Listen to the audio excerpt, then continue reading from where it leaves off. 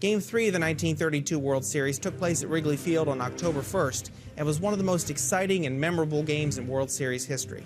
There was one of the greatest events in professional sports that occurred on this day that became a mystique and took a life of its own on it. There's one hit and one man that you have to talk about: Babe Ruth's called shot home run. The two teams were riding each other all throughout the World Series, with a key point being the cheapness of the Cubs team, voting Koenig only a half share of the World Series money. Ruth was the lightning rod for the Yankees, as you might expect. And before the game, Babe Ruth had to dodge lemons that were thrown at him out of the stands. Babe Ruth began the game with a 3-run home run in the top of the first inning, and teammate Lou Gehrig contributed with a solo shot in the top of the third.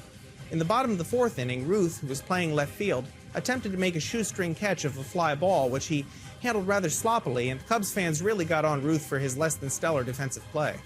In the top of the fifth inning, the Cubs and Yankees were tied 4-4. When Ruth came to bat, he was just hit with a barrage of vituperation as he squared off against Charlie Root, who is still the Cubs' all-time victory leader with 201.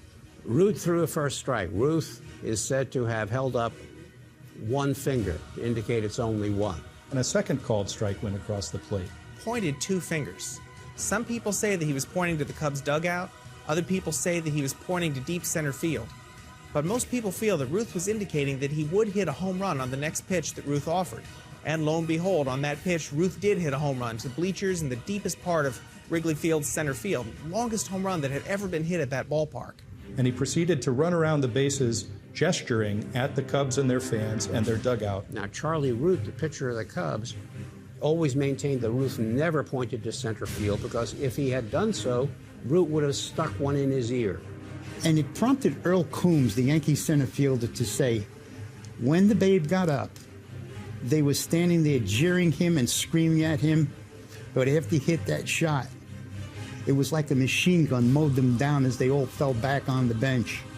Few fans remember that after Ruth hit his so-called called shot home run, Lou Gehrig hit a solo home run as well. The Yankees buried the Cubs 7-5 in Game 3.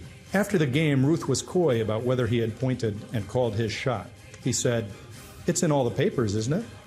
Therefore, it must be true." Babe Ruth, once he found that some of the reporters were picking up on the event as a called shot, glommed onto it as his highlight reel, never denied it, and sometimes winkingly affirmed it. I'll never forget, it was a tough series. Both clubs riding each other, doing everything to get each other's goat. Well, at this one particular time when I went to bat, Charlie Ruth was pitching. And the first pitch ball was a called strike. Well, I thought it was outside and didn't like it very much.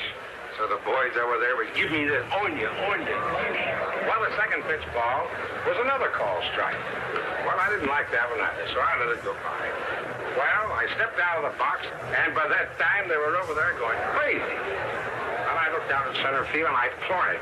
I said, I'm going to hit the next pitch ball right past the flagpole. Well, the good Lord must have been with me.